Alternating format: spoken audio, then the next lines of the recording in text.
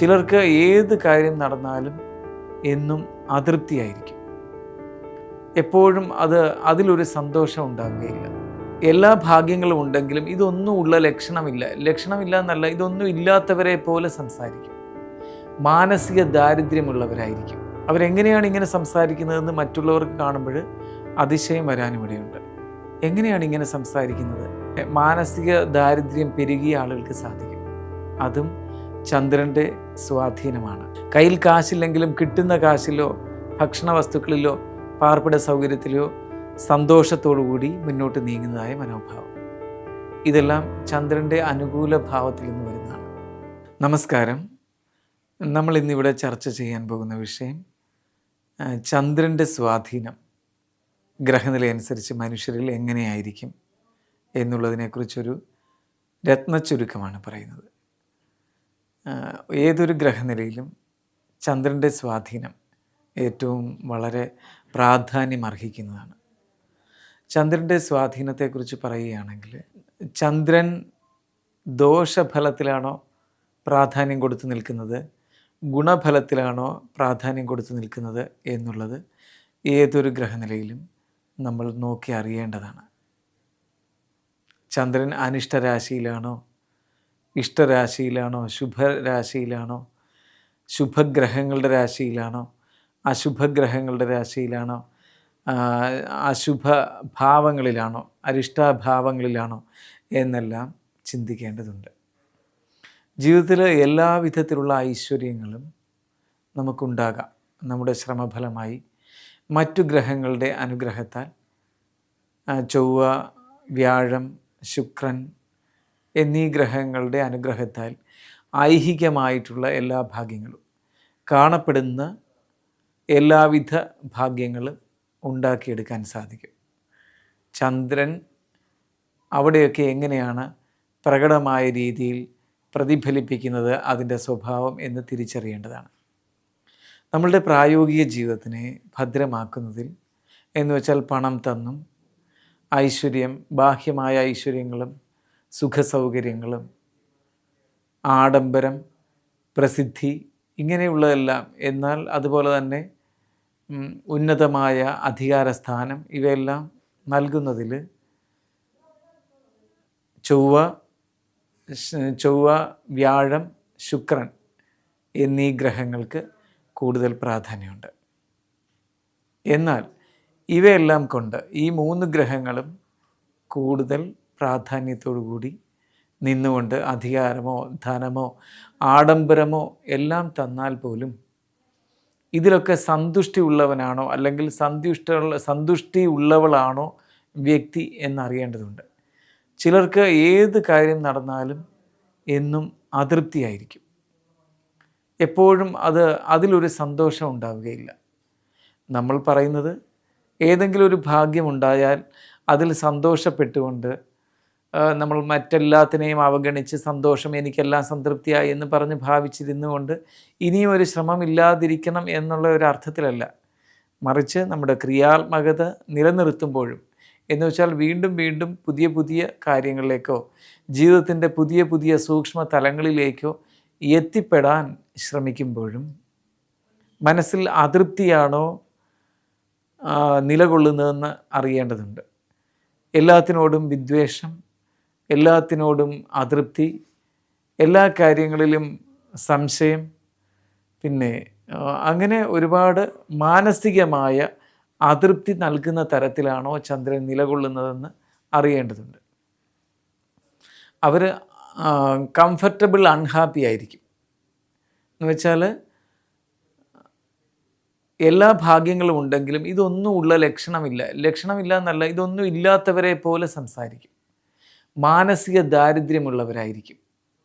ചന്ദ്രന് അശുഭഫലം നൽകുന്നുവെങ്കിൽ ചിലർക്ക് അങ്ങനെയാണ്. മാനസികമായ ദാരിദ്ര്യം, കോടിക്കണക്കിന് സ്വത്തുക്കളും ധനവും ഉണ്ടെങ്കിലും കാൽ കാശ് പോലും മറ്റുള്ളവർക്ക് നൽകാനുള്ള മനസ്സില്ലായ്മ, ആരെങ്കിലും ഒരു സഹായം ചോദിച്ചാൽ ഒരു ദാനം ചെയ്യാനുള്ള മനസ്സ് പോലും ഇല്ലാതിരിക്കുക, അവരുടെ ഉള്ളിൽ എപ്പോഴും ഇല്ലായ്മയെക്കുറിച്ചുള്ള ഒരു ബോധമായിരിക്കും ഉണ്ടായിരിക്കുന്നത്.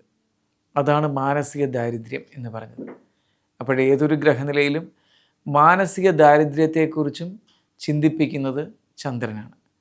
അവർക്കൊന്നും ഇല്ലാത്തവരെ പോലെ സംസാരിക്കാൻ കഴിയും. അവരെങ്ങനെയാണ് ഇങ്ങനെ സംസാരിക്കുന്നതെന്ന് മറ്റുള്ളവർക്ക് കാണുമ്പോൾ അതിശയം വരാനും ഇടയുണ്ട്. എങ്ങനെയാണ് ഇങ്ങനെ സംസാരിക്കുന്നത്? ഇത്രമാത്രം ഒന്നുമില്ല എന്ന് എങ്ങനെയാണ് ഈ പറയുന്നത്? അപ്പോൾ ഒരു നേരം പോലും ആഹാരം കഴിക്കാനില്ലാത്തവനെ പോലെയൊക്കെ സംസാരിക്കാൻ, അങ്ങനെ മാനസിക ദാരിദ്ര്യം പെരുകിയ ആളുകൾക്ക് സാധിക്കും. അതും ചന്ദ്രൻ്റെ സ്വാധീനമാണ്. അപ്പോൾ പ്രതികൂലമായ സ്വാധീനമാണത്. എന്നാൽ ചന്ദ്രൻ്റെ അനുകൂലമായ സ്വാധീനത്തിൽ മറ്റൊരു വശമുണ്ട്.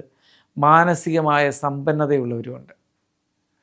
അതെങ്ങനെയാണെന്ന് വെച്ചാൽ, കയ്യിലൊന്നുമില്ല എങ്കിൽ പോലും കിട്ടിയത് മറ്റുള്ളവർക്ക് പങ്കുവയ്ക്കാനുള്ള മനോഭാവം. ചെറിയ കുടിലാണെങ്കിൽ പോലും അവിടെ ഏറ്റവും വലിയ മണിമാളികയിൽ ജീവിക്കുന്നവരെക്കാൾ സന്തുഷ്ടിയോടെയും സംതൃപ്തിയോടെയും ജീവിക്കാനുള്ള മനോഭാവം. കയ്യിൽ കാശില്ലെങ്കിലും കിട്ടുന്ന കാശിലോ ഭക്ഷണ വസ്തുക്കളിലോ പാർപ്പിട സൗകര്യത്തിലോ സന്തോഷത്തോടുകൂടി മുന്നോട്ട് നീങ്ങുന്നതായ മനോഭാവം. ഇതെല്ലാം ചന്ദ്രൻ്റെ അനുകൂല ഭാവത്തിൽ നിന്ന് വരുന്നതാണ്. അപ്പോൾ എത്രമാത്രം ഒരു വ്യക്തിക്ക് ജീവിതത്തിൽ ഭാഗ്യാനുഭവങ്ങളും ഭാഗ്യാവസരങ്ങളും ഭൗതിക സുഖങ്ങളും ഉണ്ട് എന്നുള്ളത് അല്ല ഇവിടെ മുഖ്യമായിട്ട് പറയുന്നത്. എങ്ങനെയാണ് മനോഭാവം എന്നുള്ളതിനെക്കുറിച്ചാണ് പറയുന്നത്. അപ്പോൾ ഉണ്ടോ ഇല്ലയോ എന്നുള്ളതിനെക്കുറിച്ച്, ജീവിതത്തിൽ ഭാഗ്യ അനുഭവങ്ങളും ഭാഗ്യമുണ്ടാക്കുന്ന വസ്തുക്കളും ഉപാധികളും ഉണ്ടോ ഇല്ലയോ എന്നുള്ളതിനെക്കുറിച്ച് ചന്ദ്രൻ മറുപടി തരുന്നില്ല.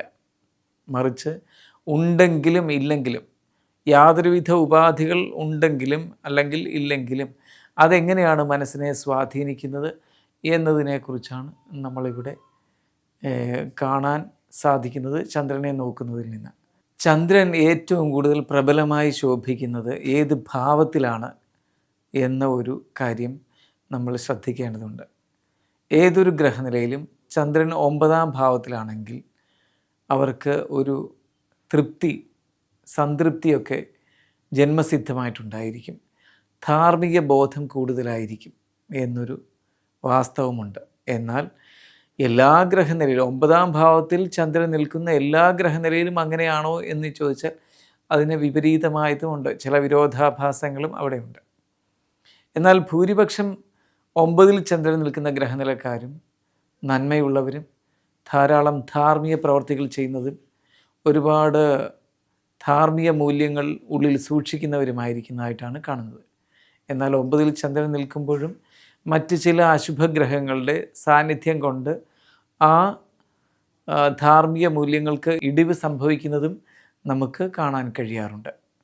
അതെല്ലാം നമ്മൾ ചിന്തിക്കണം. ഏറ്റവും പ്രധാനമായി ചിന്തിക്കേണ്ടത് ഒരു വ്യക്തി തൃപ്തനോ അതൃപ്തനോ, അസംതൃപ്തനോ സംതൃപ്തനോ എന്നെല്ലാം നമ്മൾ ചിന്തിച്ച് മനസ്സിലാക്കാനായിട്ട് ഗ്രഹനിലയിൽ ശ്രദ്ധിക്കേണ്ടത് ചന്ദ്രൻ്റെ നിൽപ്പാണ്. ചന്ദ്രൻ്റെ സ്വാധീനം എങ്ങനെയാണെന്നുള്ളതാണ് നോക്കേണ്ടത്. രണ്ടാമതാണ് നമ്മൾ പിന്നെ മറ്റ് കാര്യങ്ങൾ. അയാൾക്ക് ധനമുണ്ടോ ഇല്ലയോ, അയാൾ ജീനിയസാണോ അതോ ബഹുമുഖ വ്യക്തിത്വമാണോ, ഇങ്ങനെയുള്ള ബഹുമുഖ പ്രതിഭാധനനാണോ, ഇതെല്ലാം നമുക്ക് മറ്റുള്ള ഗ്രഹങ്ങളെ കൊണ്ട് ചിന്തിക്കാൻ സാധിക്കും. ലോകത്തിലെ ഏറ്റവും വലിയ കൃത്യവാസനയെ പോലും ചന്ദ്രൻ്റെ അനിഷ്ടഭാവത്തിലുള്ള നിൽപ്പിലൂടെ നമുക്ക് പറയാനൊക്കുന്നതാണ്. ഒരു മനുഷ്യൻ്റെ മനസ്സുമായി ബന്ധപ്പെടുന്ന എല്ലാ കാര്യങ്ങളും എന്ന് വെച്ചാൽ ബോധാതീതമായ കാര്യമൊഴിച്ച് അതിബോധത്തിലേക്കുള്ള കാര്യത്തെക്കുറിച്ച് പറയുന്നത് ശനിയാണ്. എന്നാൽ ബോധത്തിന് ഉള്ളിൽ നിൽക്കുന്നതായ സാധാരണയുള്ള കാര്യങ്ങളുണ്ട്.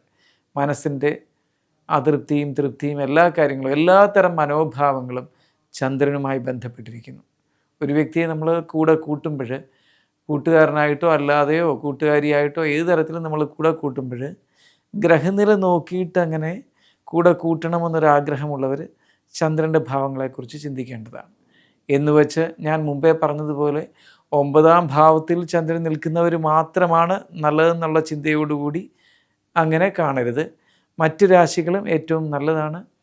ചില 6-8 രാശികളിലൊക്കെ വരികയും അവിടെ 6-8 ഭാവത്തിലൊക്കെ ചന്ദ്രൻ വരികയും ലഗ്നാൽ 6ലോ 8ലോ ചന്ദ്രൻ നിൽക്കുകയും പാപഗ്രഹങ്ങളുടെ ദൃഷ്ടിയോ യോഗമോ ഉണ്ടാവുകയും ഒക്കെ ചെയ്താൽ മാത്രമാണ് കൂടുതലായിട്ട് ചന്ദ്രൻ്റേതായ ദോഷം സംഭവിക്കുന്നത്. നമ്മൾ ഇവിടുത്തെ പ്രധാന പ്രയോജനം എന്ന് പറഞ്ഞാൽ, ഈ വിഷയം ഞാനിവിടെ പറഞ്ഞതിൻ്റെ കാരണം നിങ്ങൾക്ക് ആരെങ്കിലുമായിട്ട് കൂട്ടുകച്ചവടമോ അങ്ങനെയുള്ള പങ്കാളിത്ത വ്യവസ്ഥയിലുള്ള ഏതെങ്കിലും കാര്യമോ ഒക്കെ ചെയ്യാൻ ആഗ്രഹിക്കുന്നുവെങ്കിൽ നിങ്ങളുടെ നക്ഷത്രത്തിന് അനുകൂല രാശിയിലുള്ള നക്ഷത്രങ്ങളാണോ എന്ന് നോക്കുകയും അനുകൂല രാശിയിലുള്ളതാണെങ്കിൽ പോലും ചന്ദ്രൻ്റെ ബലാബലങ്ങളൊന്ന് നോക്കുകയും, ചന്ദ്രൻ്റെ ബലാബലങ്ങളെന്ന് പറയുമ്പോൾ കുറച്ചും കൂടെ സൂക്ഷ്മമായി മറ്റ് പല കാര്യങ്ങളും പറയേണ്ടതായിട്ടുണ്ട്. അതും കൂടി നോക്കിയിട്ടൊക്കെ വേണം ഒരു ജ്യോത്സ്യനെ സമീപിച്ചിട്ട് അത്തരം കാര്യങ്ങളും കൂടി അറിഞ്ഞിട്ട് നിങ്ങളുടെ ഗ്രഹനിലയനുസരിച്ചും ഇവരുടെ മനോഭാവം ഒത്തുപോകുമോ, നിങ്ങളുടെ രണ്ടുപേരുടെയും മനോഭാവം ഒത്തുപോകുമോ, ഇവരുടെ ചിന്താഗതികൾ എങ്ങനെയായിരിക്കും, ഇതെല്ലാം കൂടി നോക്കിയിട്ട് വേണം നിങ്ങൾ പങ്കാളിത്ത വ്യവസ്ഥയിലുള്ള കാര്യങ്ങൾ ഏത് തരം കാര്യമാണെങ്കിലും ചെയ്യേണ്ടത്.